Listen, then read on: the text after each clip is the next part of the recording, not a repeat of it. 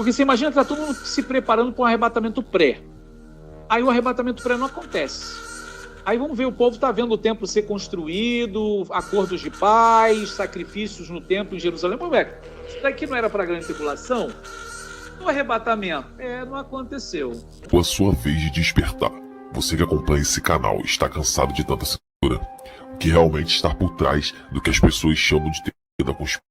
No link do primeiro comentário fixado aqui embaixo tem um e-book que abrirá sua mente e revelará a verdade sobre quem realmente comanda o mundo. Clique agora no link que está no primeiro comentário fixado e saiba mais. Ele fez uma pergunta já até em cima disso, ó.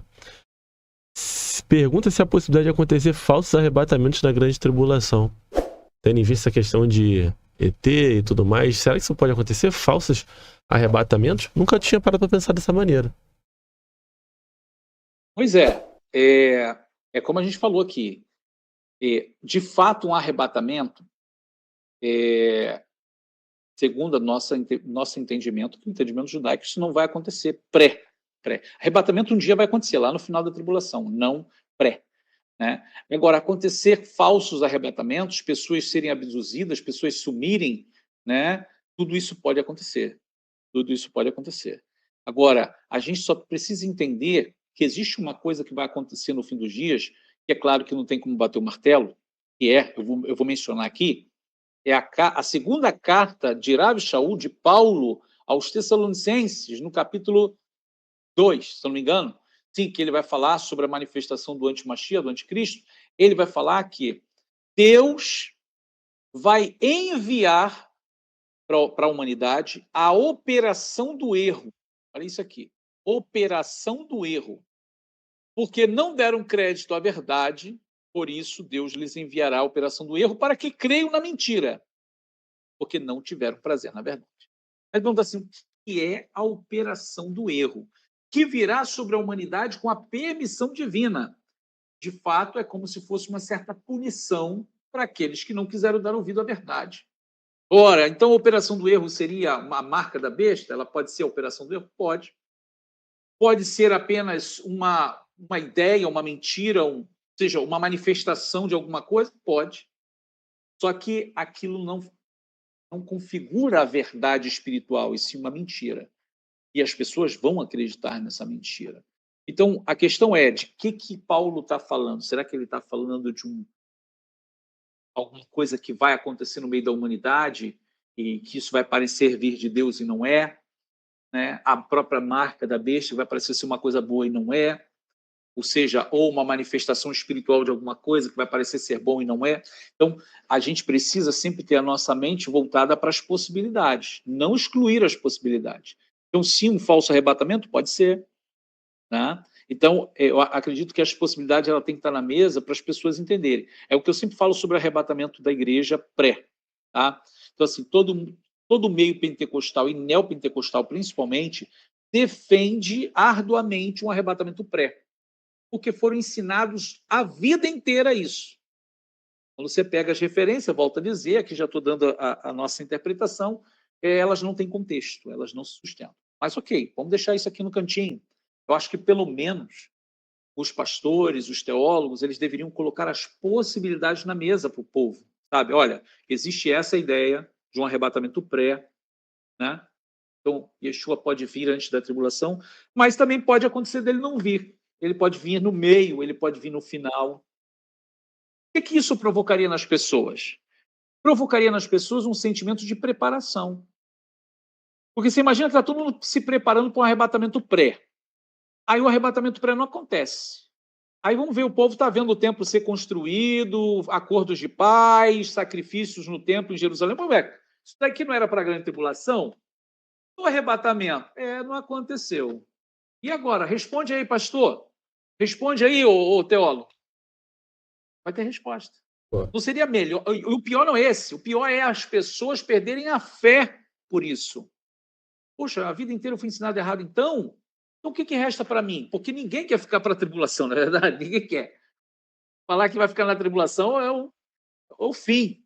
Você está desviado, você está perdido. Está em pecado. Porque se quer ficar na tribulação, quer estar em pecado.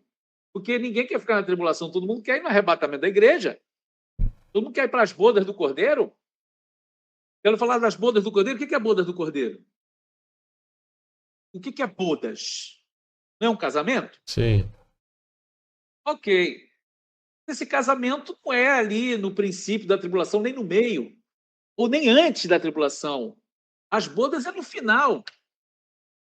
Isso está ali no livro dos profetas, nas próprias parábolas de Yeshua, né, do Novo Testamento. Então, ok.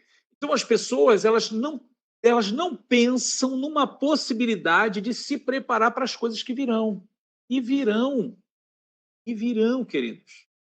Virão mesmo. O mundo vai entrar num período de tribulação. E as pessoas, como estarão? Essa coisa de que o Espírito de Deus vai ser tirado da terra, porque lá no capítulo 2 mesmo de Tessalonicenses diz que só há um que agora resiste até que do meio seja tirado, e então, quando for tirado, se manifestará como se o Espírito de Deus fosse tirado da terra. Isso não vai acontecer, claro que não. Ali a igreja sendo arrebatada também não é. Né? Então, assim, o Espírito de Deus nunca vai sair daqui. Ele foi enviado para a criação, para estar derramado na criação. Assim como Israel, presta atenção, o que aconteceu com o povo judeu no Egito, ele é um quadro profético que aponta para o final. Lá no Egito, Deus julgou o Egito, enviou pragas para o Egito. O que vai acontecer no final? Pragas vão vir sobre o mundo. No Egito, tivemos pragas como água se transformando em sangue, granizos vindo do céu. O que nós vamos ter no final? Sangue, granizos vindo do céu e várias outras coisas. Enfermidades, peste nos homens, nos animais. Nós vamos ter, tivemos no Egito 2 testemunhas. Quem foram as 2 testemunhas do Egito? Moisés e Arão. Moisés e Arão. No quadro final, a gente tem o quê? 2 testemunhas. Né? O povo, Deus enviou as pragas, os juízos no Egito, e o Egito foi ferido, mas o povo de Israel não. Tinha água com sangue no Egito, mas onde estava o povo de Israel, mesmo no Egito, na área que estava o povo de Israel, a água estava normal. Tinha trevas para os egípcios, mas para os israelitas havia luz. O que é isso? Deus julgando o Egito, mas protegendo o seu povo no Egito. O que está escrito lá em Apocalipse, capítulo 3, verso 10, 11? Como guardaste a palavra da minha perseverança, também eu te guardarei da hora da tentação que há de vir sobre o mundo todo para provar os que habitam sobre a terra. Eis que venho sem demora, guarda o que tens para que ninguém tome a tua coroa. Veja, ele está dizendo, como guardaste a palavra da minha paciência, também eu te guardarei da hora da tentação. Ele está dizendo que vai tirar do mundo, ele está dizendo que vai guardar. Assim como ele guardou Israel no meio de todo aquele juízo, Deus vai guardar o seu povo no meio da tribulação. Alguns, é claro, vão ser perseguidos, alguns vão para servir de mártir, mas isso não quer dizer que todos vão morrer, que todos vão ser decapitados, que todos. Não. Vai haver pessoas fiéis a Deus.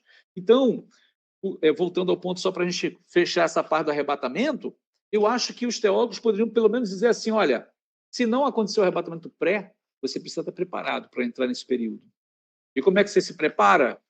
Mantenha a sua vida espiritual, jejum, oração, palavra de Deus, se apegue aos mandamentos de Deus, não abra mão das convicções espirituais, ou seja, mantém-se firme.